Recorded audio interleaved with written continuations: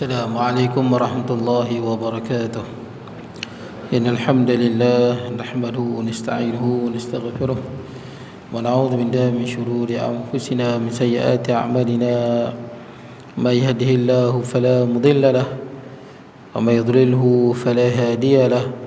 أشهد أن لا إله إلا الله وحده لا شريك له وأشهد أن سيدنا ونبينا محمدا عبده ورسوله.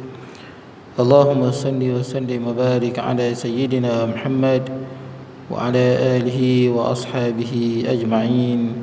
سبحانك لا علم لنا إلا ما علمتنا إنك أنت العليم الحكيم. رب اشرح لي صدري ويسر لي أمري واحلل عقدة من لساني يفقه قولي. اللهم لا سهل إلا ما جعلته سهلا وأنت تجعل الحزن والصعب إذا شئت سهلا ولا حول ولا قوة إلا بالله العلي العظيم. أما بعد. Hadirin jemaah yang dirahmati Allah, alhamdulillah pada malam ni kita dapat bertemu. Kita berhenti di muka surat huraian sifat menyampaikan 132. Kalau Jawi 132. Ini huraian sifat Nabi, sifat wajib bagi Nabi, iaitu tabligh, menyampaikan. Qala musannifu rahimahullahu taala wa nafa'ana bi ulumi fid darain. Kata pengarang, huraian sifat menyampaikan. Sebagaimana yang termaklum bahawa tugas utama para rasul ialah menyampaikan perintah Allah kepada manusia, maka tidak ada satu pun perintah yang tidak disampaikan atau disembunyikan. Tak ada. Jadi tak ada yang Nabi sembunyikan. Nabi bagi tahu kat dia ni seorang. Nabi bagi tahu semua. Tak ada yang Nabi sembunyikan. Ya ayyuhar rasul balligh ma unzila ilaik fa illam ma unzila ilaika min rabbik wa illam taf'al fama ballaghta risalatah. Wahai rasul, sampaikanlah apa yang diturunkan kepada kamu. Sekiranya kamu tak lakukan, maka kamu tidak menunaikan risalah yang Allah berikan. Jadi Nabi ni tak ada sembunyikan. Semua yang Allah Ta'ala wahyukan, Nabi SAW sampaikan kepada umat dia. Kemudian mereka menjalankan tugas itu dengan penuh dedikasi dan ketabahan hati, tak memperdulikan sebarang halangan dan ancaman daripada orang yang menentangnya. Nabi terus menyampaikan kebenaran. Begitulah sepatutnya kita mencontohi Nabi SAW, menyampaikan. Tak perlu hirau tuan-tuan, benda yang benar sampaikan. Dan Nabi sebut ciri-ciri orang yang menyampaikan kebenaran ni adalah wala yakhafuna lawmata laim. Dia tak takut dengan celaan orang yang mencela. Selagi benda yang dia cakap itu benar, dia tak boleh hiraukan orang. Benda yang dia sampai itu benar, sampaikan. Memang orang manusia ni kita nak cari celah tuan-tuan. Kalau ikutkan Nabi Muhammad SAW sebelum menyampaikan risalah, Nabi Muhammad ada hubungan yang baik dengan Abu Lahab. Abu Lahab lah orang yang paling gembira dengan kelahiran Nabi SAW. Sangat gembira. Jadi bila Nabi menyampaikan, Abu Lahab yang sangat baik dengan Nabi ni berubah. Dialah yang memusuhi Nabi SAW, yang tak boleh hiraukan orang. Dalam Quran Allah Ta'ala sebut ciri orang yang memusuhi Nabi ni. Waktu Nabi dakwah pada Islam, maka orang kafir Quraisy ni, orang yang kafir ni, macam mana dia nak matikan hujah Nabi? Dalam Quran sebut waddu law tudhinu fayudhinun. Orang yang kafir ni, depa harap apa? Supaya orang Islam, jadi Nabi SAW dengan para sahabat ni, bersikap lunak terhadap mereka. Fayudhinun, mereka juga bersikap lunak. Mana dia apa? Orang yang tak mau pada Islam ni, tak mau pada dakwah Islam, tak mau pada kebenaran ni, kalau pada zaman Nabi SAW ni, orang kafir Quraisy lah, dia sangat harap supaya orang Islam ni melunturkan prinsip Islam, sebahagian prinsip Islam, baru dia boleh baik dengan kita. Syarat dia melunturkan prinsip Islam. Dalam Quran sebut je lah. Itu yang zaman Nabi SAW, bila Nabi berdakwah, orang kafir Quraisy nak berdamai dengan Nabi. Nabi menyampaikan, dia pun nak berdamai dengan Nabi, nak berdamai supaya jangan bergaduh. Buat apa nak bergaduh? Baik kita berdamai. Hidup bergaduh buat apa? Tapi dia pun nak supaya Nabi melunturkan sedikit. Lunturkan sedikit macam mana? Dia pun waktu Nabi SAW tengah tawaf, dia pun panggil Nabi. Dia pun nak berdamai lah ni. Dia pun nak berdamai supaya tak payah bergaduh lah. Islam dan kufur ni jangan bergaduh. Jadi macam mana perdamaian dia? Supaya inilah kita kata dalam kita nak menyampaikan kebenaran, susah kadang-kadang sebab ada setengah orang yang menentang kebenaran tu, dia ada nama, dia ada pangkat. Ada orang dia tak mampu hadapi benda tu tuan-tuan. Tak mampu dia nak berhadapan dengan orang yang suka puji dia, orang yang bagi harta, dia tak mampu tuan-tuan. Nabi SAW bila orang kafir panggil, Abu Jahal, Abu Lahab, Utbah, Syaibah, Al-Walid bin Mughirah dan sebagainya panggil Nabi, dia kata macam inilah Muhammad. Dia nak berdamai dengan Nabi, dia kata macam ni, tahun ni kita semua sembah Tuhan hang. Jadi orang Mekah semua, orang kafir Quraisy yang menjadi musuh Nabi ni selama setahun menyembah Allah. Kita dengar macam bagus betul tak kan? Kami selama setahun kami menyembah Allah, sama-sama kami semayang menyembah Allah. Tapi ada satu syarat. Syarat dia apa? Dah habis setahun, hang dengan pengikut hang kena sembah Tuhan kami pula. Gitu. Sembah Tuhan kami pula. Kemudian dah sembah Tuhan kami selama setahun, maka kita buat keputusan Tuhan mana yang lagi baik. Kalau Tuhan hang lagi baik, kami semua masuk Islam. Kalau Tuhan kami Lata, Uzza, Hubal apa semua ni lebih baik daripada Tuhan hang, yakni Allah, kita semua pakat sembah Tuhan kita lah. Tuhan ni pula berhala. Nabi tak terima. Sebab ni melunturkan tentang prinsip Islam. Kita tak boleh melunturkan prinsip Islam kita tak boleh luntur walaupun sedikit, nak cari keredaan manusia. Kalau setengah orang mungkin dipikir, setengah orang lah dipikir kan, untuk keuntungan dunia, untuk hidup senang, nak duduk di zon selesa, tak mau mengekalkan prinsip kebenaran, dia akan fikir apa? Tak apalah, bagilah dia sembah. Sebab mereka kan sembah Allah dulu setahun. Tak apalah diterima, contohnya terimalah. Manalah tahu selama setahun mereka sembah Allah, dapat hidayah masuk Islam. Ada setengah orang mungkin dia fikir lagu tu. Nabi tak fikir lagu tu. Ada setengah orang mungkin juga ada fikir, bagus juga mereka sembah Allah selama setahun. Nanti bila dah apa? Dah cukup setahun, kita tak payah sembah Tuhan mereka. Nabi tak fikir lagu tu. Pasal apa tuan-tuan? Dalam menyampaikan kebenaran dia kena ada prinsip. Prinsip kena jelas, tak boleh lunturkan prinsip. Tak boleh apa waddu law tudhinu fayudhinun. Mereka harap supaya kau lunturkan prinsip kamu. Ini umat Islam, lunturkan prinsip Islam, maka mereka akan lunak dengan kamu, baik dengan kamu. Tak boleh. Kenapa Nabi tak terima? Kalau Nabi terima lah, tak apa. Setahun sembah Allah, setahun lagi sembah berhala. Kalau siapa-siapa terima, sebenarnya dia telah merungkaikan iman. Kenapa merungkaikan iman? Seolah-olah kita dapat janjian dah. Okey, nanti tahun depan aku sembah berhala. Ar-ridha bil kufri kufrun. Redha kepada kufur itu kufur. Siapa yang letak masa okey tahun depan nak masuk Kristian, dia dah rosak iman masa tu. Rosak dah. Dia dah rungkai iman dia. Barang siapa yang sebut kalau aku ni tak sembuh sakit, contohlah dia sebut, kalau aku tak sembuh sakit lah, dah setahun tak sembuh sakit, aku ni nak masuk Hindu, dia dah keluar Islam masa tu. Dia dah keluar Islam dah. Sebab dia dah mula rungkai. Akidah ni dia simpul mati. Sebab tu Nabi tak terima benda tu. Dalam menyampaikan kebenaran kena stand firm, kena musammim, Arab kata tasmim. Jadi kena jelas prinsip.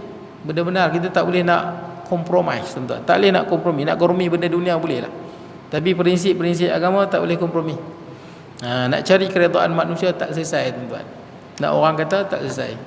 Tuan-tuan tengok di Facebook, orang baik pun orang kata, orang jahat pun orang kata, ustaz-ustaz pun orang kata, artis pun orang kata, semua orang kata, tuan-tuan. Nak kira orang kata tak kata, tak jadi hidup. Baik, jadi Nabi-Nabi tak hiraukan. Walaupun bila Nabi menyampaikan kebenaran, jadi musuh. Pasal apa jadi musuh? Nabi sampai timbul permusuhan. Dia timbul musuh bukan pasal orang tak mau terima kebenaran, itu saja. Isunya bukan soal bergaduh musuh tak bermusuh. Soalnya siapa yang tak mau terima kebenaran. Semua Nabi bila berdakwah, mana ada Nabi bila berdakwah orang bentang kapet merah? Tak ada. Semua Nabi yang berdakwah akan ditentang habis-habisan. Maka buruk tak buruk ni tuan-tuan kepada orang yang tak mau terima kebenaran tu. Dialah punca sebenarnya kepada masalah tu. Macam tuan-tuan jadi imam lah. Kalau jadi imam, kalau yang bermasalah itu imam masalah. Imam banyak masalah lah. Masalah apa-apa lah tuan, mungkin baca tak betul ke, akhlak imam tu tak baik lah, ataupun imam tu ada masalah lah dari segi apa, dari segi peribadi dia. Jemaah tak suka dengan imam tu, maka imam tu tak boleh jadi imam, sembahyang dia tak diterima. Sebab jemaah semua tak suka kerana salah dia. Tapi kalau kerana imam tu tegur jemaah, ni contohlah, katakanlah jemaah satu masjid tu banyak isap rokok, contoh. Imam pun tegur nak isap rokok, jangan isap dalam masjid, kawasan masjid, isaplah di luar masjid. Jemaah semua kaki rokok, semua kecil hati dengan imam. Apa imam, semua marah kat imam. Jadi dalam isu ni, walaupun semua jemaah marah kat imam, bukan salah imam salah jemaah. Jadi sembahyang siapa yang tak diterima? Sembahyang jemaah. Pahala dia yang tak diterima. Dia tengok belah mana, tengok pertembungan tuan-tuan. Nabi SAW berperang, adakah Nabi salah? Tak. Nabi bukan nak berperang, Nabi mempertahankan kebenaran bila diserang tuan-tuan. Baik. Jadi tuan-tuan, semua Nabi yang berdakwah dia akan ditentang. Itu yang orang Arab sebut an-nasu a'da'un ma jahilu. Manusia itu musuh pada apa yang dia tak tahu. Dia tak tahu satu benda, dia akan mula-mula dia akan bersikap tak mau terima. Bila orang sampai dia tak mau terima, betul ke hang, dia bersikap melawan. Sebab itu jiwa manusia. Kecuali dia muhasabah diri dia berfikir, dia boleh terima. Tapi kalau dia tak berfikir, muhasabah diri, tuan-tuan, begitulah manusia ni. Dia bermusuh dengan apa yang dia tak tahu. Baik. Mereka menjalankan seruan agama dengan hati yang ikhlas dan penuh keyakinan terhadap kebenaran yang ditugaskan kepada mereka. Ikhlas, tak mengharap apa-apa tuan-tuan, ikhlas. Itu Nabi-Nabi sebut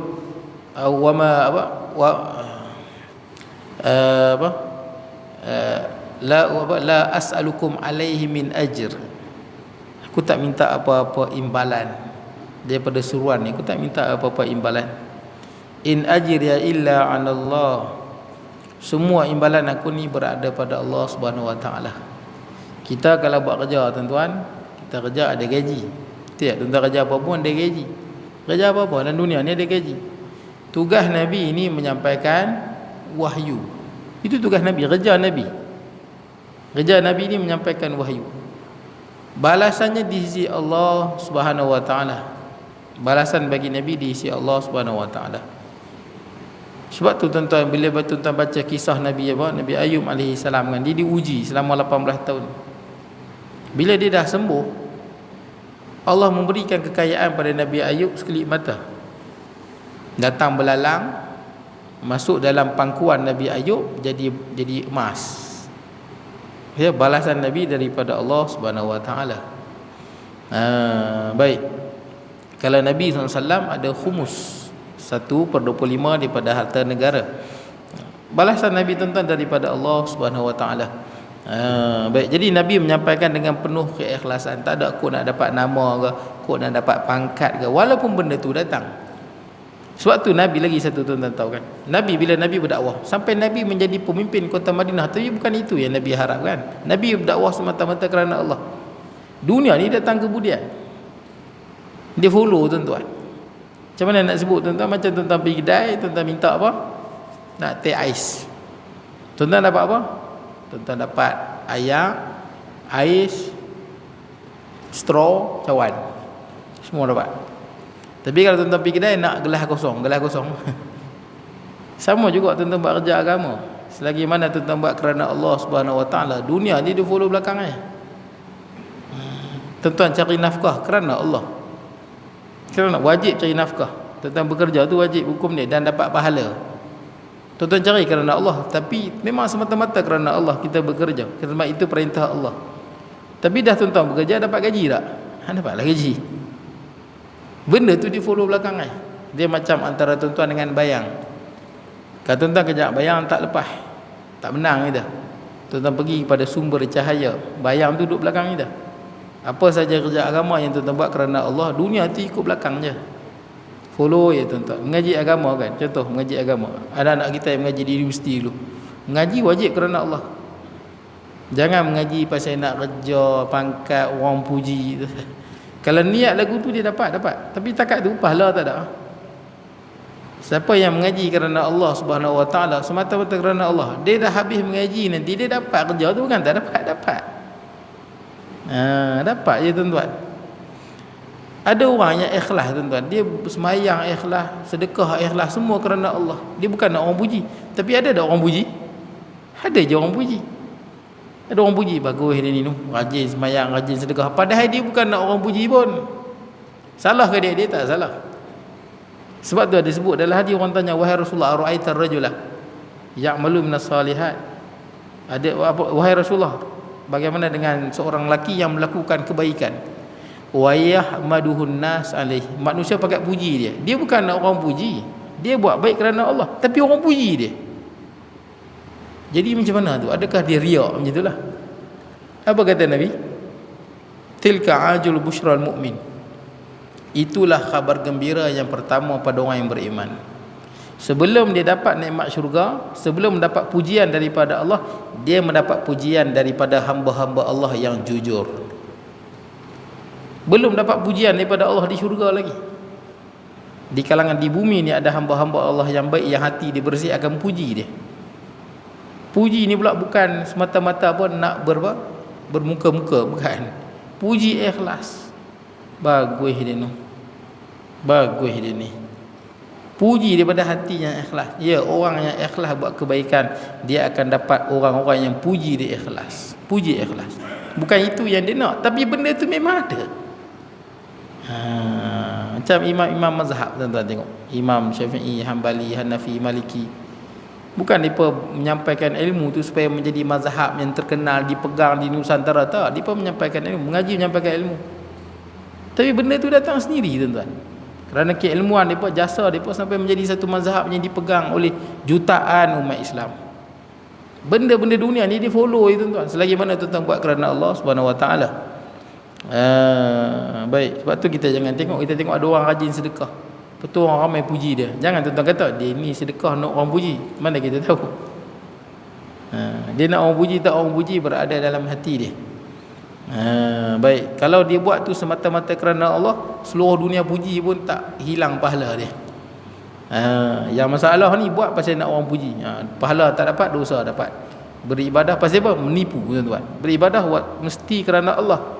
Wa ma umiru illa liya'budullaha mukhlishina lahuddin. Tidak kita diperintahkan melainkan mengikhlaskan agama. Kerja-kerja agama mesti kerana Allah. Tiba-tiba buat kerana lain, dosa.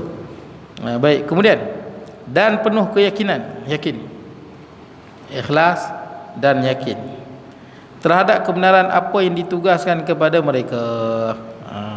Baik, kemudian keyakinan tersebut telah menjadi jiwa kerasulan mereka. Dengan yang demikian mereka sanggup menanggung segala penderitaan daripada angkara jahat kaumnya. Sanggup. Saya mereka yakin sungguh.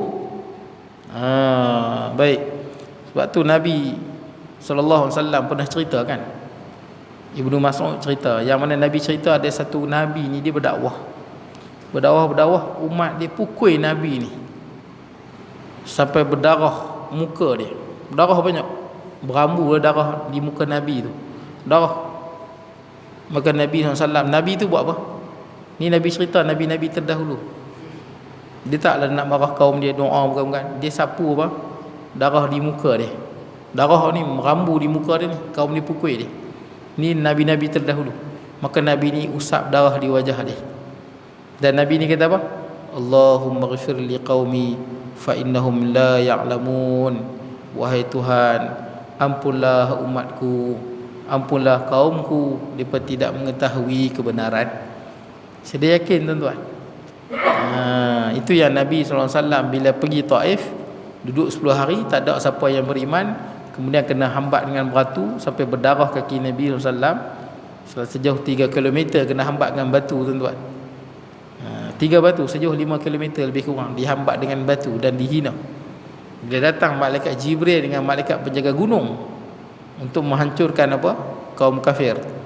Yang mana apa? Yang telah menyebabkan kesusahan pada Nabi SAW. Apa kata Nabi? Kalau manusia biasa ni, orang buat jahat nak balas jahat, dah baling batu lah, dah hina macam-macam, gila lah, bodoh, macam-macam kata kat Nabi SAW. Tapi Nabi kata apa? Bila malaikat penjaga gunung, dia gunung-gunung ni ada malaikat yang jaga. Malaikat gunung Semangui ada malaikat yang jaga. Pokok ada malaikat yang jaga, dia malaikat jaga. Dia catat semua. Daun jatuh berapa semua ada. Fi kitabim mubin. Jadi malaikat penjaga gunung ni tanya pada Nabi SAW, bagi arahan. Dia boleh saja meranakkan kota Mekah. Di Mekah tu ada dua bukit, Abu Qubais dengan Akhshabain. Dia boleh saja dua gunung tu dia ranapkan sekali. Mati semua yang ada di Mekah. Kalau orang biasa ni, kalau kena cela, kena baling batu, biasanya nak orang buat jahat, nak balas jahat lah. Biasanya begitulah. Hang buat macam ni, aku balas balik lah. Bau adil, betul tak? Biasanya manusia macam tu lah. Tapi Nabi ni dia yakin, penuh kesabaran dan keyakinan. Apa kata Nabi? Bila malaikat ditawar nak menghancurkan penduduk Mekah sekelip mata, Nabi kata, bahkan aku berharap lahir daripada tulang sulbi mereka orang-orang yang menyembah Allah. Sekarang ni tuan tengok di Mekah, majoriti orang yang ada di Mekah sembah Allah, tuan-tuan. Majoriti tu nak sembah Allah. Baik, kemudian keyakinan tersebut telah menjadi jiwa kerasulan. Kiranya mereka tidak menyampaikan segala perintah Allah, maka dengan sendirinya terlucut jawatan Rasul yang dikurniakan kepadanya hilanglah. Kalau dia tak menyampaikan tugas menyampaikan, dia tak jadi Rasul lah. Itu yang ta'rif yang kita pegang dalam kitab ni. Dia banyak ta'rif. Tapi dalam kitab ni ataupun yang masyhur ta'rif, apa beza Nabi dengan Rasul? Pertama, Rasul lebih mulia daripada Nabi. Rasul lebih mulia. Yang kedua, semua Rasul itu mesti Nabi. Siapa menjadi Rasul dia mesti Nabi. Tak ada orang yang tak jadi Nabi dia jadi Rasul, tak ada. Semua Rasul dia mesti Nabi. Tapi tak semua Nabi Rasul. Ada Nabi dia tak Rasul, dia Nabi saja. Nabi, apa nama Nabi? Rasul ni orang yang menyampaikan wahyu. Itu Rasul, menyampaikan wahyu. Itu tugas dia ni, tabligh. Itu tugas utama Rasul, orang yang menyampaikan wahyu. Nabi ni orang yang diberitakan. Siapa yang beritakan? Allah. Disampaikan wahyu kepadanya tapi tidak diperintahkan menyampaikan. Macam Nabi Khadir contoh. Nabi dapat wahyu tapi tak diperintahkan menyampaikan. Wahyu tu untuk diri dia. Dia panggil Nabi. Rasul, dia Nabi, dia dapat wahyu daripada Allah dan diperintahkan supaya menyampaikan. Baik, jadi kalau Rasul tu tak menyampaikan, maka terlucut je jawatannya.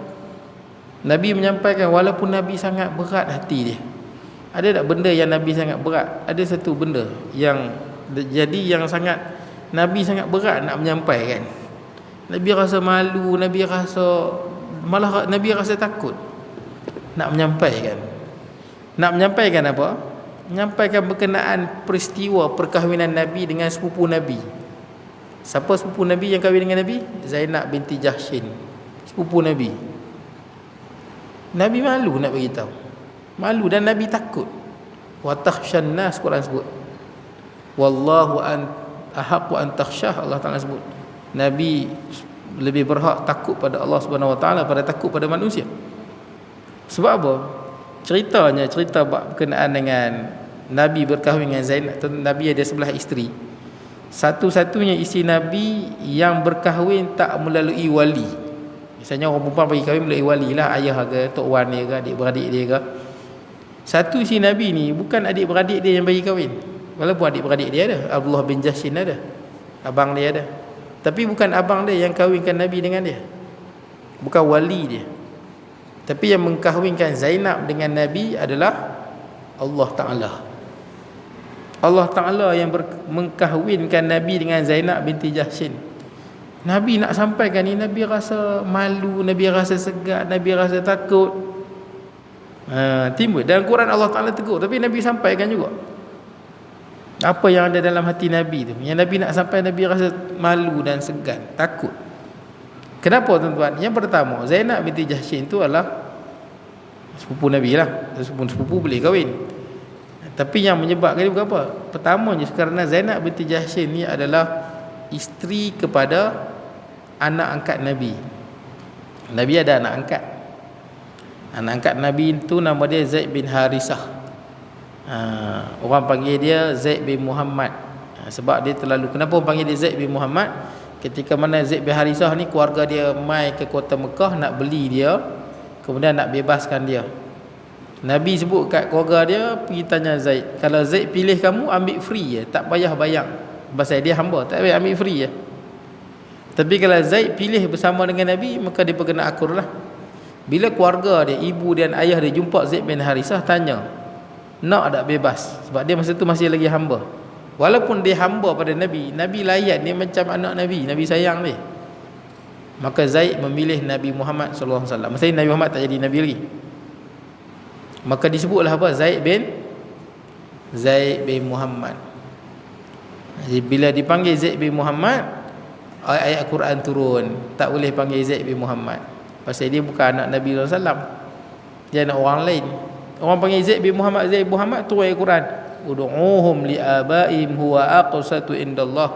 Tak boleh bin pada orang lain. Kalau anak tu bukan anak kita, anak angkat, jangan bin pada kita, berdosa. Panggillah mereka dengan bapa-bapa mereka. Asal dia panggil Zaid bin Muhammad, turun ayat ni tak boleh. Walaupun bin Nabi tak boleh. Itu kena bin pada apa? Bin ayah dia balik, bin Harisah. Zaid bin Harisah ni kahwin dengan sepupu Nabi, Abdullah bin Zainab binti Jahsy. Dan Zainab ni seorang perempuan yang sangat lawa, sangat cantik. Tak apalah, dipendek ceritanya, Zainab ni bila dah kahwin dengan Zaid bin Harisah, dia jadi konflik lah. Konflik lah, sekali bercerai. Masa nak bercerai tu, Nabi pesan pada Zaid, janganlah bercerai. Nabi pujuk Zaid supaya jangan bercerai. Tapi Zaid bin Harisah dia nak cerai juga. Maka dah turun dah wahyu, Allah dah habis iddah, Allah kahwinkan apa? Zainab dengan Nabi SAW. Kenapa Nabi rasa takut nak sampaikan? Sebab budaya orang Arab, tak boleh kahwin dengan isteri anak angkat. Itu budaya orang Arab. Isteri anak angkat, pak mentua tak boleh kahwin. Itu budaya masyarakat Arab jahiliyah. Dia anggap anak angkat tu macam anak betul. Tadi Allah Ta'ala nak hancurkan apa? Allah Ta'ala nak hilangkan bid'ah khurafat ni, fahaman, pegangan yang salah. Anak angkat lah, bukan ada kaitan dengan kita. Kalau anak kita betul, memanglah tak boleh kahwin.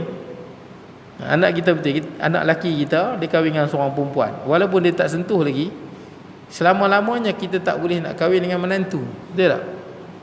Pak mentua tak boleh kahwin dengan menantu selama-lamanya, walaupun apa, anak dia, suami dia dah mati.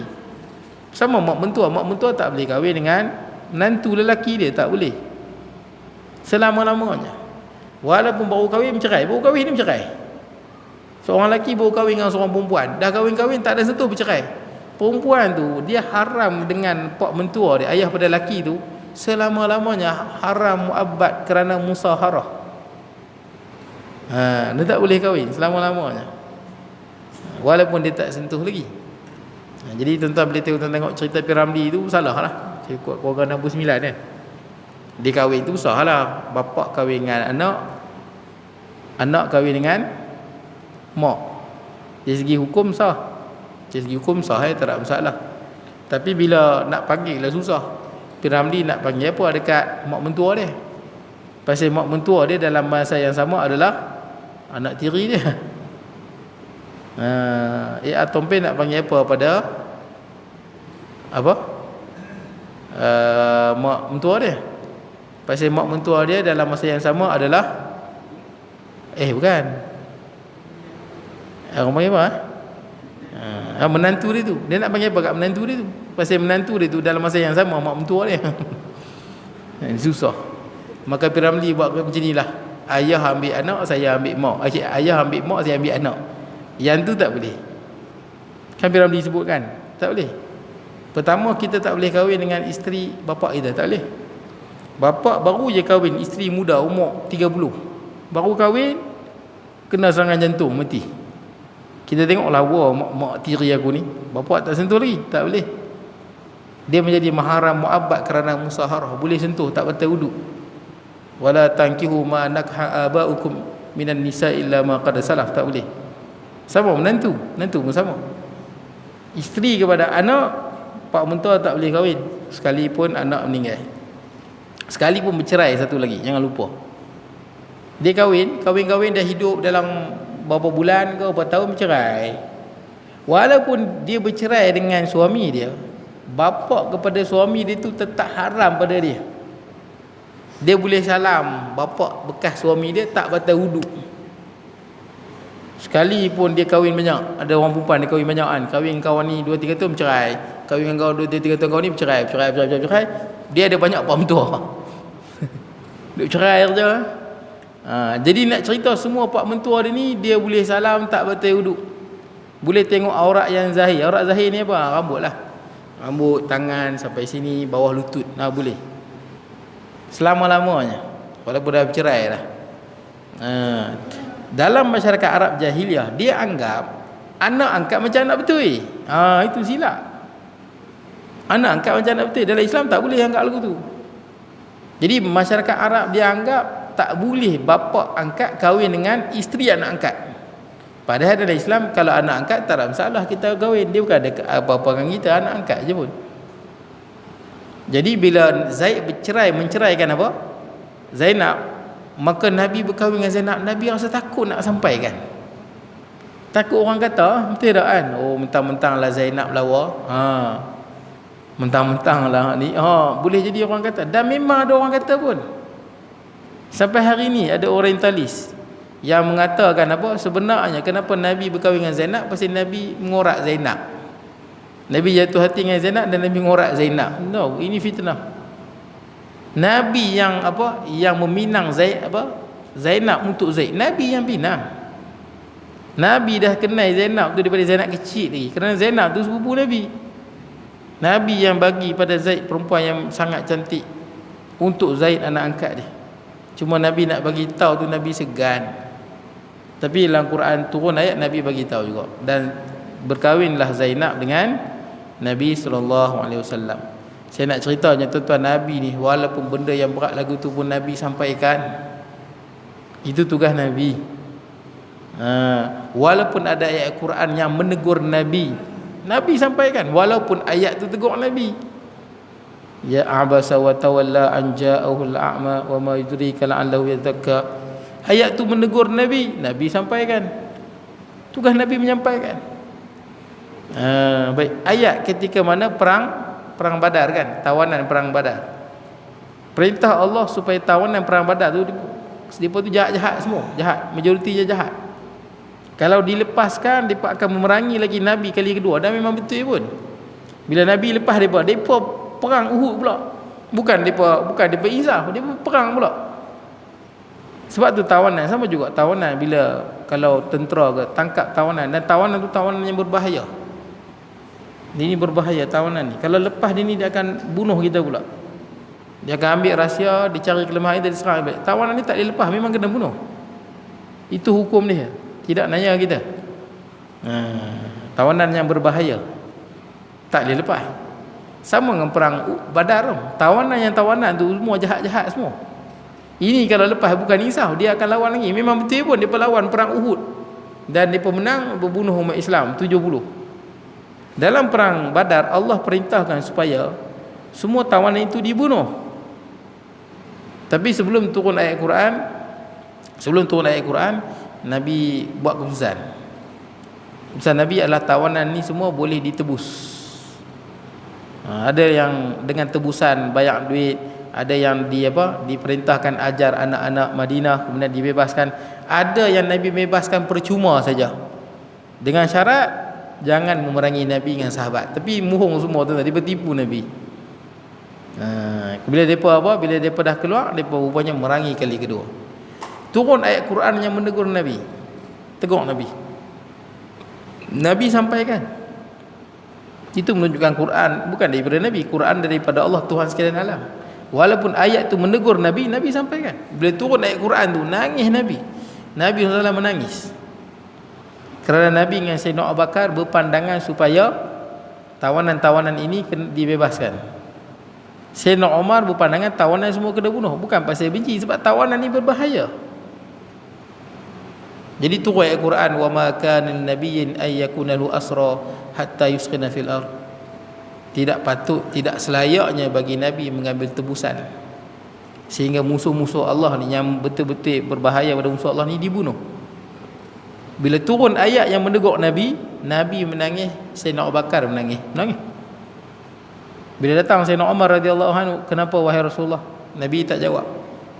Nabi terus menangis kerana ayat tu menegur Nabi dengan Sayyidina Abu Bakar. Sayyidina Abu Bakar juga menangis. Sayyidina Umar tak tahu kenapa Nabi dengan Sayyidina Abu Bakar nangis, Sayyidina Umar pun menangis juga. Kesian tengok Nabi dengan Sayyidina Abu Bakar yang menangis. Ayat tu menegur Nabi. Ayat yang tegur Nabi pun Nabi sampaikan. Betapa Nabi ni menyampaikan sungguh. Baik. Banyak lagi lah tuan-tuan ayat-ayat yang mana menegur Nabi SAW. Baik, kemudian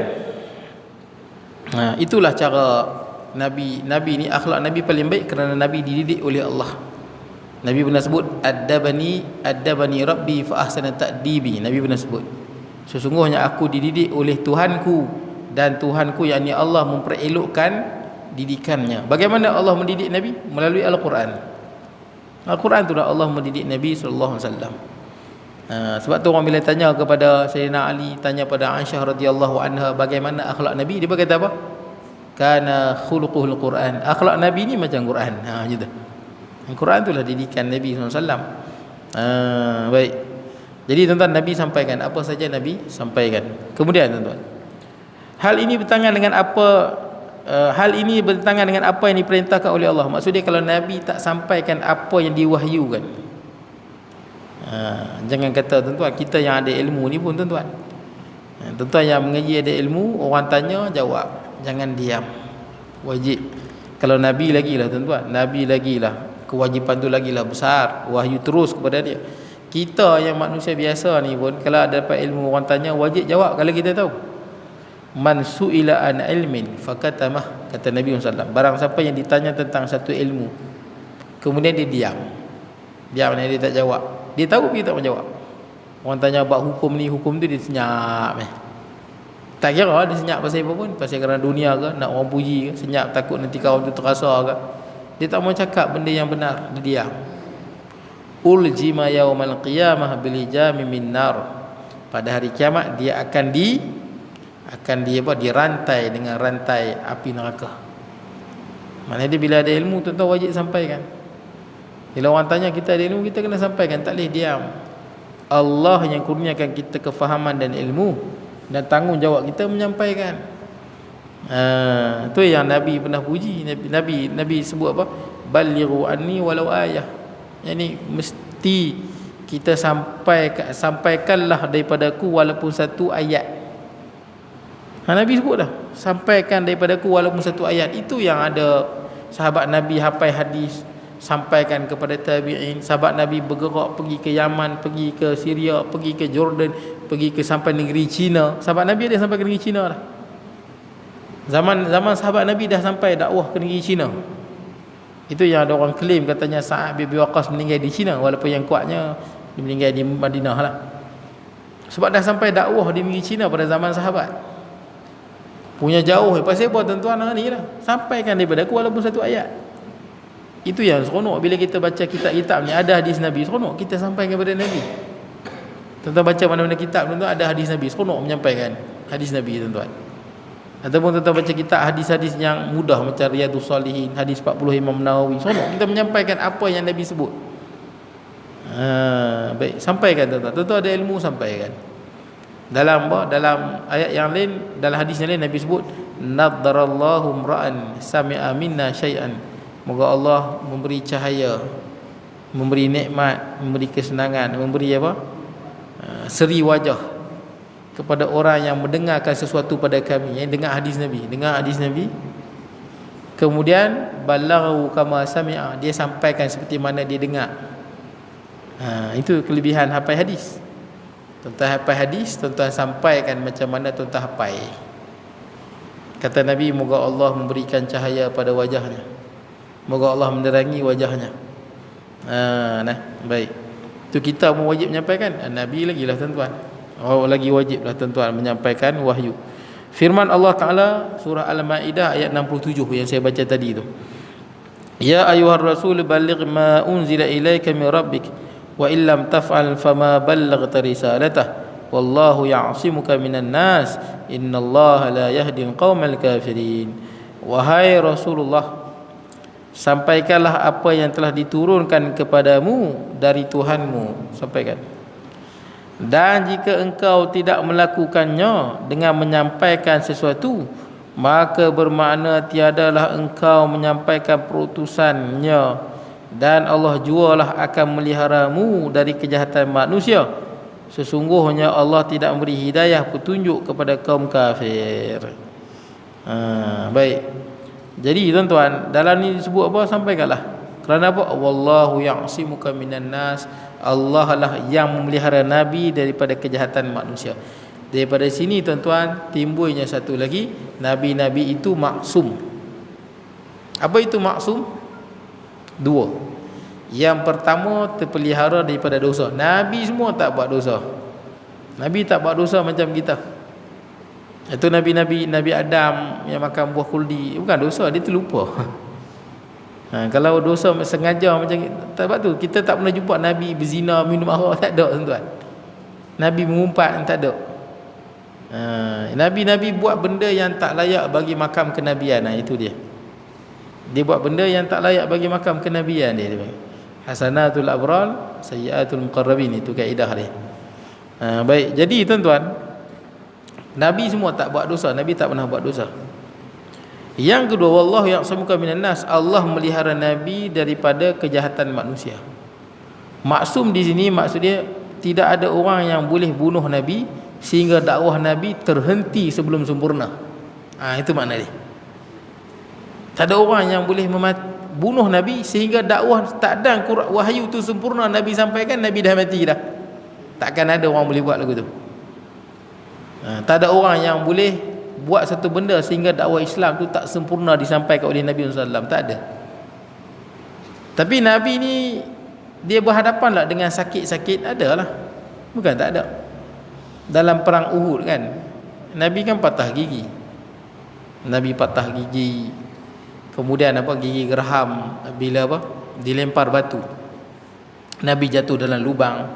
Perang Uhud Nabi jatuh dalam lubang besar yang digali, perangkap-perangkap. Nabi jatuh dalam lubang. Sehingga ada orang menyangka Nabi dah meninggal dunia kerana jatuh dalam lubang. Kemudian dilempar batu besar dan batu tu kena di baju besi Nabi berantai, kena kat pipi ni, rantai tu tusuk dekat gigi Nabi. Tembus ni, tembus pipi. Dia tembus sini kena kat gigi geraham atas. Tembus. Bila cabut rantai besi yang ni teruk lah tuan-tuan, rantai besi tu masuk gigi geraham. Bila cabut rantai besi tu, ada seorang sahabat Nabi yang gigit nak tarik. Saya lupa nama sahabat tu, Abu Talha bin Ubaidillah, saya lupa. Sahabat Nabi yang tarik dengan gigi ni, nak buat keluar. Dia tak boleh biarlah besi tu tikam kat gusi Nabi. Tembus pipi ni kena kat gusi, kat akak gigi tu. Sahabat Nabi cuba tarik, patah gigi dua ni. Gigi apa ni? Gigi kapak ni. Dua gigi ni patah sebab dia dalam sangat. Ada seorang sahabat Nabi yang gigi dia kuat, dia tarik, bila dia tarik tu tercabut dua gigi geraham Nabi. Geraham atas. Dua cabut. Dengan dia tarik rantai yang tikam pipi Nabi, kira luka tu dalam lah. Tarik, dua gigi geraham patah. Dia bukan tu kata gigi Nabi patah, bukan gigi depan ni tuan-tuan. Gigi dalam ni. Jadi tuan-tuan, adalah jadi. Sakit tu Nabi lalui lah. Bukanlah sehingga mematikan dakwah Nabi. Itu kena faham tuan-tuan. Nabi ada tak Nabi kena racun? Adalah. Tapi walaupun Nabi kena racun, Nabi tak mati. Nabi makan sikit. Sahabat Nabi mati. Seorang yang waktu kena racun tu kan, Yahudi Khaybar yang racun Nabi, dia bubur. Dia tahu Nabi suka apa? Paha kambing kan, macam paha kambing tu. Maka dia buang racun kat situ. Maka Nabi makan sikit, daging tu cakap. Itu kita kata maksum tu. Macam mana Nabi tahu? Daging tu bagi tahu, tapi dah makan sikit. Jadi Nabi sakit tapi sikit lah. Sahabat Nabi meninggal dunia. Nabi maksum lah, Allah pelihara daging tu bercakap. Tapi sakit lah. Bukan masuk maksum langsung tak sakit. Ada orang dia ingat bila masuk maksum orang panah tak kena kat Nabi, terpelanting ke lain. Orang bubuh daging tu atas belakang Nabi terpelanting kena kat muka orang bubuh. Tak ada tuan-tuan. Ada orang dia terfikir lagu tu. Ada graviti pula lindung Nabi. Bukan. Nabi seperti Nabi-Nabi yang lain, yang mana Nabi juga melalui macam-macam kesakitan daripada kaum dia. Nabi ada tak disihir? Nabi disihir. Walaupun ada orang yang cuba menafikan, tuan-tuan. Macam-macam lah dia punya merepek dia tu. Pusing sana, pusing sini, pusing sana, pusing sini. Nabi pernah disihir. Ada orang dia kata kalau Nabi pernah disihir, jadi Nabi ni lebih rendah daripada Sayyidina Umar. Ada saya tengok hamba Allah tu, dia tu banyak merapu sikit. Ni dekat Facebook lah. Walaupun dia rajin baca kitab ni kitab, tapi dia banyak merapu lah, tuan-tuan. Saya tak nak sebut nama dia. Dia kata tak, dia kata Nabi tak pernah disihir, dia kata. Hadis riwayat Imam Bukhari Muslim tu tak betul. Boy dia. Dia yang tak betul. Dia kata sebab apa? Sebab Sayyidina Umar radhiyallahu an, Nabi pernah bersabda kat Sayyidina Umar, "Ma salaka fajjan illa ittakhazan syaitan fajjan akhar." Macam itulah. Nak Sayyidina Umar ni tak melalui satu jalan di Madinah, melainkan syaitan akan melalui jalan yang lain. Itu Nabi puji. Ini hadis sahih juga. Sayyidina Umar kalau lalu satu jalan, syaitan akan pergi ke jalan lain.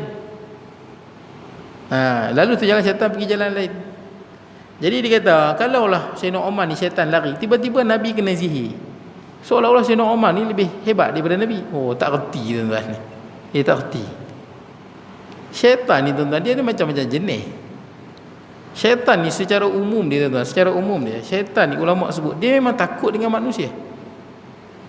Tuan-tuan, secara umum dia, syaitan lebih takut pada tuan-tuan daripada tuan-tuan takut pada syaitan. Begitu. Sayyidina Umar lagilah syaitan takut. Tuan-tuan yang kuat ibadah, jangan kata Sayyidina Umar, tuan-tuan yang kuat ibadah, syaitan memang takut. Dia macam ulama buat berbahasa macam anjing, tuan-tuan. Anjing-anjing liar tuan-tuan jumpa tu, memang dia nampak macam garang kan.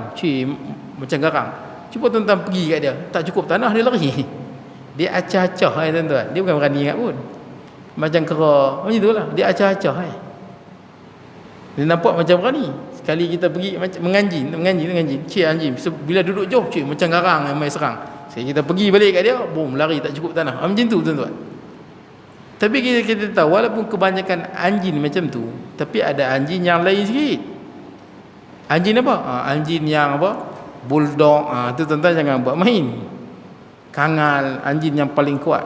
Baka Turki tu kan, kangal. Anjing yang boleh bunuh serigala. Biasanya anjing tak boleh bunuh serigala. Kangal boleh, anjing paling besar sekali. Yang tu jangan buat main. Itu memang betul-betul kuat. Ada apa? Betul apa lagi? German Shepherd polis duk pakai tu. Ataupun apa lagi? Rottweiler macam tu. Itu semua sakan-sakan tu. Itu jangan buat main. Walaupun ada banyak jenis anjing, tapi dia ada jenis anjing yang lain sikit. Sama jin. Bila sebut syaitan, kebanyakan syaitan ni takut dengan manusia. Syaitan banyak. Sebab tu kita pergi tandas ada syaitan, dia tak suruh muka dia takut. Tapi dalam jin kena tahu, dia ada jin ifrit. Jin ifrit dia berani. Sebab tu ada hadis yang sahih, jin ifrit turun, jin ifrit semua berkumpul bawa api. Jin ifrit. Sebab tu Nabi tak sebut dekat Sayyidina Umar yang lari tu jin ifrit, Nabi sebut syaitan. Maksudnya jin-jin biasa. Tu saya kata, macam mana ustaz ni baca hadis tapi duk merapu lagu tu. Dia jadikan hadis tu kontradik. Padahal tak kontradik pun. Yang kontradik tu dalam kepala dia. Hadis tu tak kontradik. Kita pun tahu banyak anjing, tapi takkan sama anjing liar dengan rottweiler, tuan-tuan, tak sama. Kangal tak sama. Jauh, tuan-tuan. Jadi pernah jin ifrit Nabi pernah sebut. Yang mana Jibril beritahu pada Nabi. Jibril beritahu bersahaja aja. Katanya jin ifrit di gunung-gunung ni, depa bawa api nak serang Nabi SAW. Jibril beritahu. Jibril ni kuat, tuan-tuan. Sekali dia tepih bumi pun boleh hancur, dia besar. Jibril beritahu pada Nabi SAW, kata jin ifrit daripada seluruh lembah bawa api nak serang Nabi. Maka ni Nabi timbul rasa takut. Lumrah manusia, tuan-tuan. Itu kita timbul rasa takut. Maka Jibril ajak Nabi SAW baca apa? A'udzu bikalimatillahi tammati allati la yujawizuhunna barrun wala fajir min syarri ma yaliju fil ardi wa ma yakhruju minha wa min syarri ma yanzilu minas samai wa ma ya'ju fiha wa min fitanil laili wan nahar wa min tawariqil laili wan nahar illa tariqan yatruku bi khairin ya rahman. Dipanggil doa Jibril. Pasal Jibril yang ajak Nabi. Dia banyak dia punya lafaz, tapi itu lafaz lebih kurang. Makna dia lebih kurang. Bila Nabi baca aja, padam semua. Padam semua lampu dia. Depa lari balik habis. Semua pakat lari. Jadi saya tengok peninglah ustaz tu bagi saya. Dia buat sejam lebih dia duduk cerita bab hadis, pertentangan hadis. Mana ada pertentangan, dia yang tak faham. Ada ustaz ni disebut dulu di Mekah apa, dalam syurga tak ada Maggi, ustaz tu dia makan Maggi, dalam syurga tak ada Maggi. Betul, dalam syurga tak ada Maggi. Sedap-sedap dia kata. Tak semestinya benda yang tak disebut tak ada, betul tak? Dalam Quran sebut umum, walakum fiha ma tashti anfusukum. Dalam syurga tu apa, ada segala nafsu suka lu ada dapat. Malah bila tuan-tuan masuk syurga nanti, segala makanan yang ada di dunia dia masih lagi ada dalam kepala tuan-tuan. Tuan-tuan tak pernah makan apa? Wake you. Mahal apa? Walk you bagi. Walk you. Jepun punya tu kan. Tuan-tuan tak pernah makan apa? Tempayaki A5 tu, yang paling mahal, A5 tu. Bila duit nak makan pun sampai 300-400 tuan-tuan. Masuk syurga nanti tuan-tuan ingat. Ustaz dulu tu. Dia banyak menimbulkan syubhat, saya tengok. Syubhat banyak mengarutlah. Baik. Jadi Nabi pernah disihir. Kalau orang biasa yang disihir itu mati tuan-tuan. Kalau orang biasa disihir oleh Labid bin Asam tu boleh mati. Tapi kerana Nabi tu maksum, Allah pelihara, sihir itu kena. Tapi Nabi sakit tuan-tuan. Nabi sakit tapi tidaklah sampai Nabi wafat, dan Nabi tak sampai sempat menyempurnakan dakwah Nabi. Bukanlah sampai macam tu. Jadi tuan-tuan, Nabi juga sakit. Sehinggalah sebab tu turun 3 kul tu. 2 kul. Qul a'udzu birabbil falaq dan qul a'udzu birabbin nas. Yang 2 malaikat baca, katanya Jibril dengan Mikail baca, sehingga Nabi sembuh daripada sihir. Dan hadis ni sahih tuan-tuan. Macam mana nak nafi? Malah malaikat keluarkan apa? Malaikat beritahu di mana disimpan barang sihir. Itu menjadi bukti. Sampai hari ini tuan-tuan diamalkan oleh perubatan Islam sesuai dengan hadis tu. Mana-mana orang yang disihir, kalau kita nak matikan sihir tu, kena cari punca dia. Di mana disimpan sihir tu? Rupanya dia bubuh dalam satu perigi. Dia bubuh satu jampi sihir tu, dan dalam tu ada rambut Nabi. Sama tuan-tuan, orang nak sihir kan dia ambil sikit rambut lah, gambang lah. Memang itu cara nak sihir. Dia ambil rambut Nabi daripada sikat Nabi tu kan. Di situlah dia buat balutan, dia buat jampi apa semua, dia bubuh dalam perigi, dia timba batu. Sahabat Nabi pergi keluarkan. Sama juga orang yang disihir, dia kena cari tuan-tuan barang sihir itu ditanam di mana. Hapuskan bakar ni. Mai orang yang kurang faham tuan-tuan, dia buat kesimpulannya bukan. Hadis itu tak bercanggah. Kemudian tuan-tuan,